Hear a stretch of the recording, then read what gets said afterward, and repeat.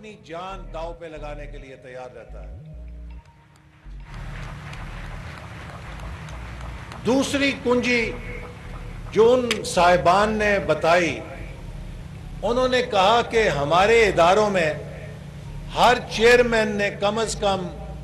6 سال کا ٹینیور سرو کیا، جس سے قیادت میں تسلسل کے نتیجے میں ہماری پالیسیوں کے اندر بھی تسلسل جاری اور ساری رہا۔ جب وہ یہ کہہ رہے تھے تو میں آج بھی نہیں بھولتا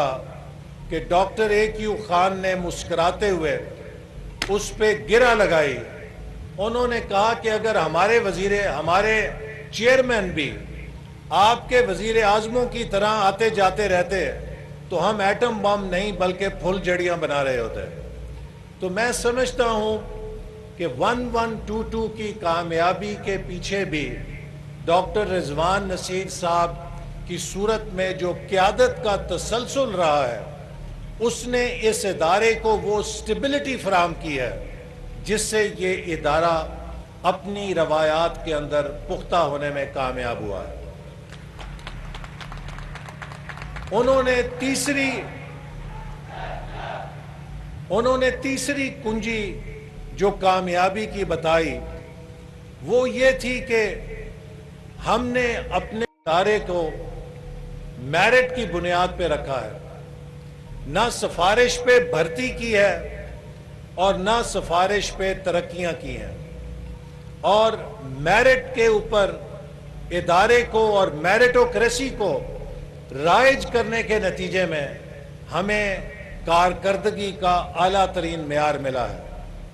ریسکیو 1122 کے اندر بھی جو میرٹ کا نظام اپنایا گیا ہے، میں سمجھتا ہوں کہ اسی کا نتیجہ ہے کہ آج آپ ہر آتے ہوئے دور میں کارکردگی کے اپنے ہی معیار کو توڑ کر نیا بینچ مارک سیٹ کرتے ہیں، اور یہ ادارہ مسلسل خوب سے خوب تر کی تلاش میں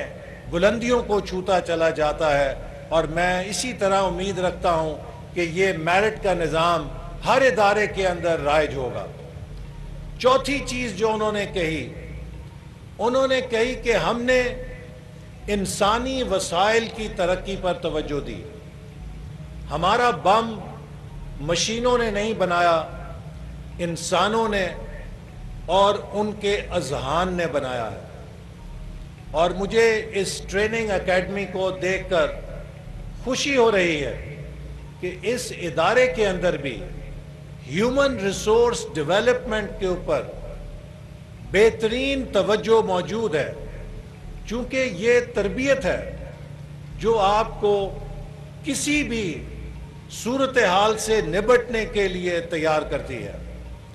آج جو میں نے ٹریننگ کے عملی مظاہرے دیکھے ہیں، ان مشاہدات اور ان تجربات کا نتیجہ یہ ہے کہ آپ کے لیے کوئی ایمرجنسی نہیں ہوتی، بلکہ آپ ہر ایمرجنسی کو ماسٹر کر کے اس پہ قابو پانے کی صلاحیت پا چکے ہوتے ہیں، اور جب بھی عملی طور پہ آپ کو کسی مشکل صورتحال کا سامنا کرنا پڑتا ہے تو آپ کی تربیت نے اس کے لیے آپ کو مکمل طور پہ تیار کیا ہوتا ہے۔ انہوں نے پانچویں چیز یہ کہی کہ ہمیں اگر قوم نے مشن دیا تھا تو اس مشن کو ادا کرنے کے لیے ہمارے ادارے کو فنکشنل اٹانومی بھی دی گئی، یعنی کہ ہمیں اپنا کام کرنے دیا گیا، اور ہمارے کام کے اندر سرکار نے بیجا مداخلت نہیں کی۔ آپ کے ادارے میں بھی اس کی کامیابی کی پشت کے اوپر ایک بڑا عنصر یہ ہے کہ یہ ادارہ اپنے نظام کے تحت چلتا ہے، اور میرے خیال میں سیکشن افسروں کے نوٹسوں اور ان کی مداخلت سے کافی حد تک آزاد ہے، اور یہی وجہ ہے کہ جو فنی یا فنکشنل خود مختاری ہے اس کے ساتھ آپ کو پھلنے پھولنے کا پورا موقع ملا ہے۔ اور ساتویں چیز جو انہوں نے کہی، انہوں نے کہا کہ اگر ہمیں قوم نے مشن دیا تو اس کے لیے وسائل بھی فراہم کیے۔ یہ نہیں ہے کہ ہمیں ایک مشن دے کر وسائل سے محروم رکھا گیا ہوتا اور ہم دفتروں کے چکر لگاتے کہ ہمیں کب ریلیز ملے گی، ہمیں کب وسائل ملیں گے۔ تو مجھے یہ دیکھ کر بھی خوشی ہے کہ ابھی صوبائی وزیر نے جس طرح کہا کہ وزیر اعلیٰ پنجاب محترمہ مریم نواز صاحبہ کی قیادت میں اور خواجہ سلمان رفیق صاحب کی قیادت میں اس ادارے کو وہ وسائل بھی فراہم کیے گئے ہیں کہ جن سے آپ اپنے ڈیوٹی کو اچھے طریقے سے سر انجام دے سکیں۔ تو وہ پاکستان کی کامیابی کا ایٹمی ماڈل جس کے ساتھ ہم نے ایٹمی شعبے میں کامیابی حاصل کی، وہی ماڈل مجھے 1122 کے اندر اس کی کامیابی کی پشت کے اوپر بھی نظر آتا ہے۔ اگر ہم ان رہنما اصولوں کو اپنے تمام اداروں کے اندر رائج کریں تو کوئی وجہ نہیں ہے کہ ہمارے تمام ادارے بھی اسی طرح بہترین صلاحیت اور کارکردگی کے حامل ہو کر ملک کے لیے سرمایہ سکتے ہیں۔ آخر میں آپ سب کو مبارکباد دوں گا اور مجھے یہ دیکھ کر بہت خوشی ہے کہ ہر پاکستان کے صوبے سے، صوبہ سندھ سے، صوبہ خیبر پختونخوا سے، گلگت بلتستان سے، اسلام آباد کیپٹل ٹیریٹری سے، پھر پنجاب کے مختلف ڈویژن سے، یونیورسٹی سے، پاکستان کی مسلح افواج سے، ہر شعبے سے دستے موجود ہیں جو کہ پاکستان کی وحدت اور پاکستان کے وفاق کی ایک خوبصورت گلدستے کی صورت میں یہاں آج اپنا عملی مظاہرہ کر رہے ہیں۔ جس طرح آپ ریسکیو 1122 کے ذریعے انسانی جانوں کو بچا رہے ہیں، میں آپ کو یہ بھی بتلانا چاہتا ہوں کہ وفاقی حکومت نے بھی اسی طرح ریسکیو 1122 کی صورت میں پاکستان کی معیشت کو جو 2022 میں ہمیں خون میں لت پت سسکتی ہوئی سڑک کے کنارے گری ہوئی ملی تھی اور دنیا میں اس بات پر شرطیں لگ رہی تھیں کہ کتنے ہفتوں میں پاکستان دیوالیہ ہوگا، تو وزیر اعظم شہباز شریف کی قیادت میں ہم نے پاکستان کی معیشت کے لیے بھی ریسکیو 1122 بند کر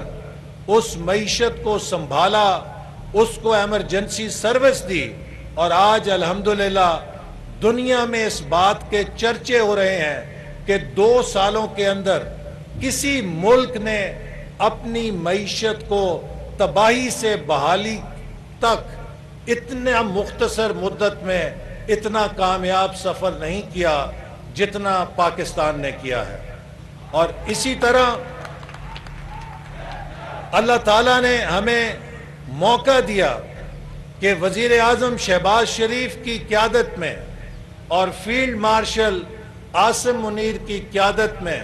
ہماری مسلح افواج نے معرکہ حق میں کامیابی حاصل کر کے پاکستان کے پرچم کو پوری دنیا میں بلند کر دیا اور ہمارے دشمن کو بتلا دیا کہ کوئی پاکستان پر اگر میلی نگاہ ڈالے گا تو ہم اس کو دن میں ستارے دکھانے کی صلاحیت رکھتے ہیں، اور ہم نے ایسی کاری ضرب لگائی کہ آج الحمدللہ پاکستان کی مسلح افواج اور پاکستان کی ریاست کا امیج اور وقار پوری دنیا میں بلندیوں کو چھو رہا ہے۔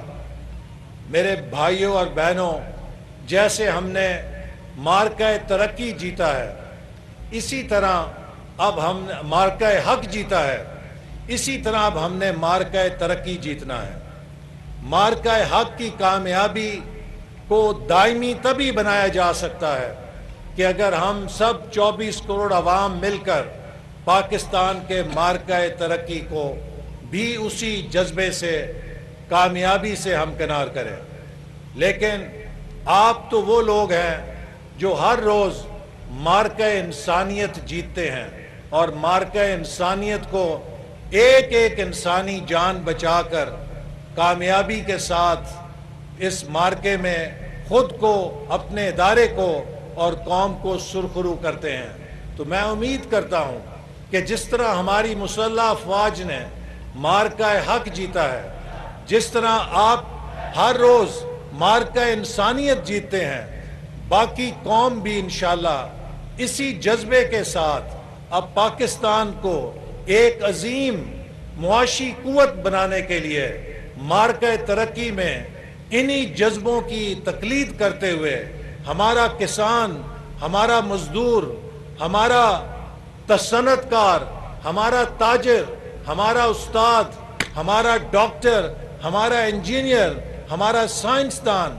ہر فرد اسی جذبے کے ساتھ اپنا کردار ادا کرے تو کوئی وجہ نہیں ہے کہ پاکستان دنیا کی عظیم سپر پاور نہ بن سکے۔ اسی کے ساتھ میں نیشنل ریسکیو چیلنج 2025 کے باقاعدہ افتتاح اور آغاز کا اعلان کرتا ہوں۔ And best wishes to all the teams. Pakistan زندہ باد۔